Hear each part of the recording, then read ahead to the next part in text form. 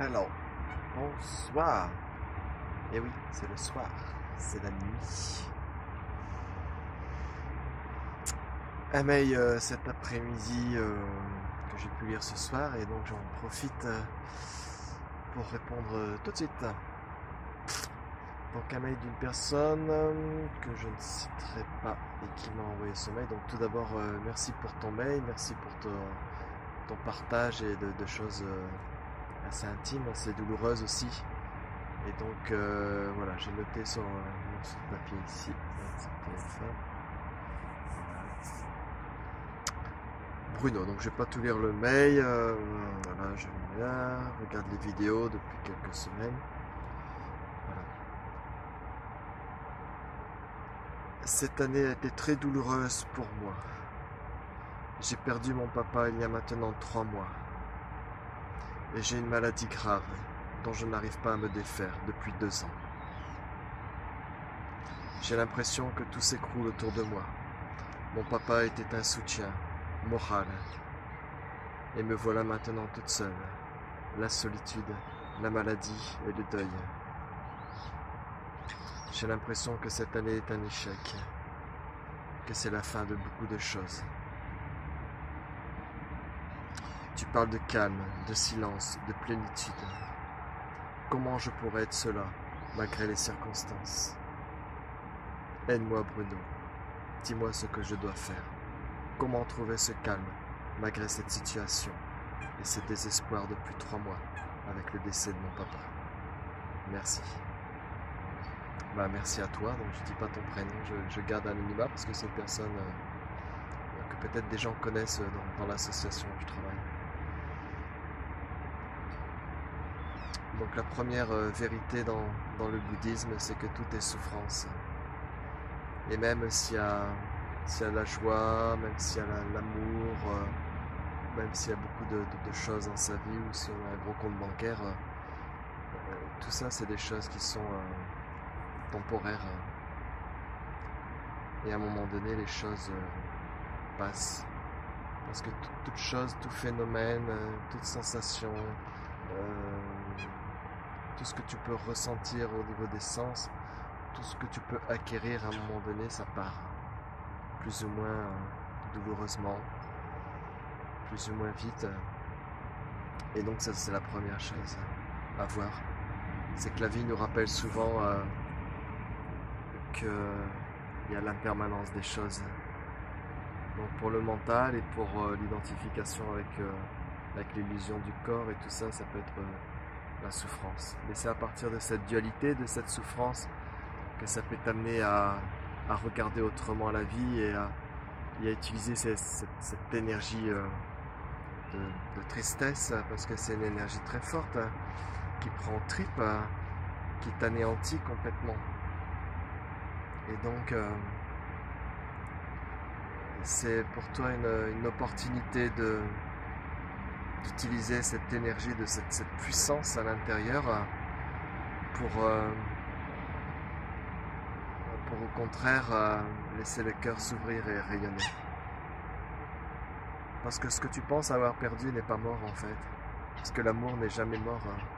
L'amour c'est notre essence. Et le corps s'éteint, beaucoup de choses s'éteignent, mais l'essence même est toujours là.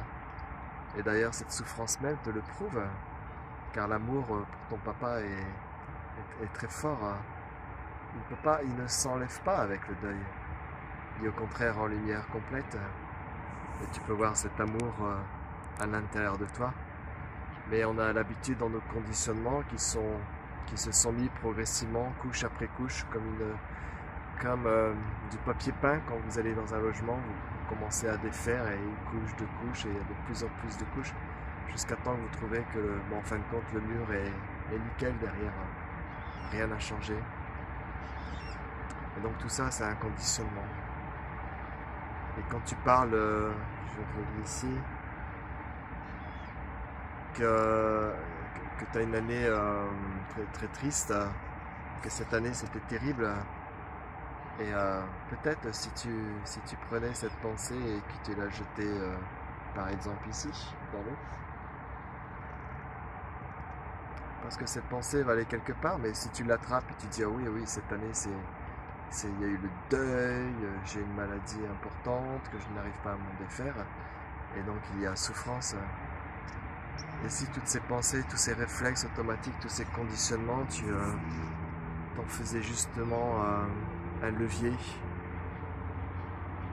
Ah, cette année, ça a vraiment été souffrance.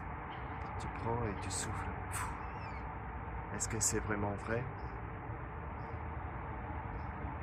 Parce que si tu te bases sur le passé et sur l'histoire, oui, il y a souffrance. Si tu es attaché toi-même à ta propre illusion, en face de toi, tu vois quelque chose qui s'est éteint aussi.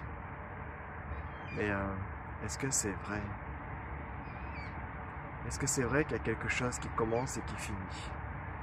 Je ne dis pas de refuser la situation, je ne dis pas de transformer la situation en une croyance. Je dis juste, voir maintenant, est-ce que c'est vrai? Et si tu as de la tristesse est une forme d'énergie, elle s'exprime dans le corps, mais est-ce que cette énergie dit c'est souffrant, ça ne devrait pas, c'est quelque chose de négatif? Dans ce cas-là, rire, c'est positif, et pleurer, c'est négatif, mais est-ce que c'est vrai? Est-ce que l'hiver et l'été, c'est comme quelque chose, un qui est bien, un qui n'est pas bien? Et est-ce que c'est vrai, tout ça?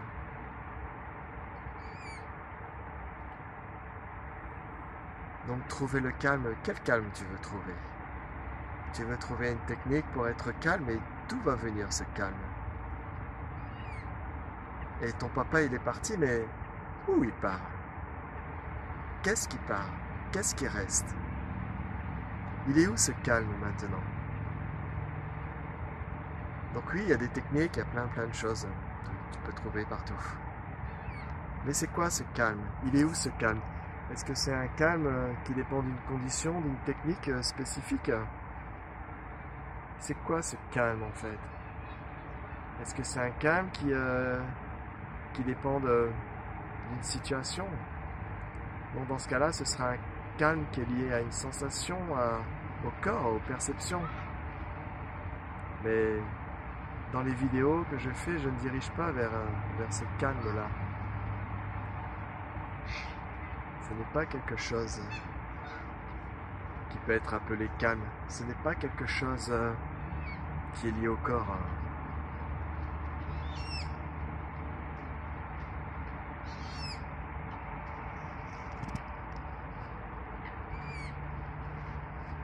Donc vois ce qui est maintenant.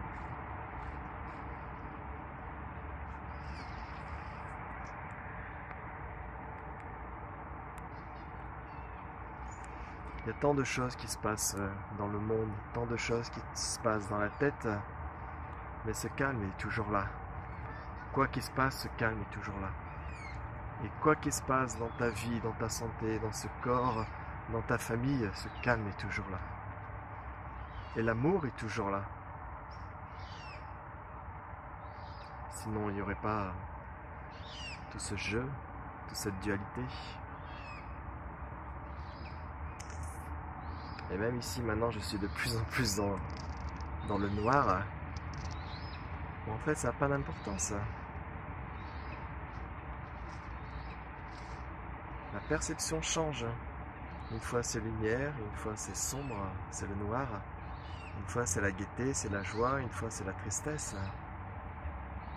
Mais ce qui est en train de filmer maintenant est immuable, ne s'attache pas aux événements et aux choses. Donc utilise ce basculement, cette sorte de lâcher prise face à l'agitation, à ton histoire. Et regarde ce qui est maintenant. Regarde cette lumière intemporelle. Et tu verras qu'au départ, c'est peut-être toi en tant que personne imaginaire qui croit que... Et tu verras qu'à un moment donné, cette lumière va se regarder d'elle-même. Et c'est ça qui est incroyable. C'est que quelle que soit la situation, ou ta santé, ou ton environnement, c'est qu'il y a une non-extinction de quoi que ce soit. c'est que même, par exemple, la perte d'un être cher, tu as un amour qui est amoureux de lui-même et qui est amoureux du tout. Et il n'y a pas de situation, de forme, de toi, de moi, de début, de fin. Il n'y a que cette lumière qui brille. Et même dans le noir, cette lumière est.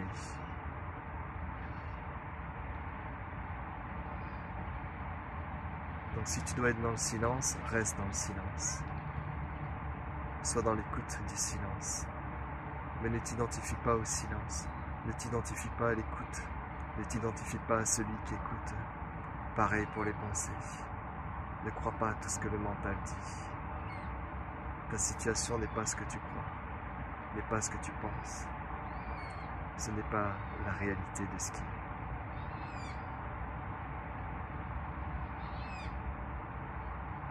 est. Sois maintenant.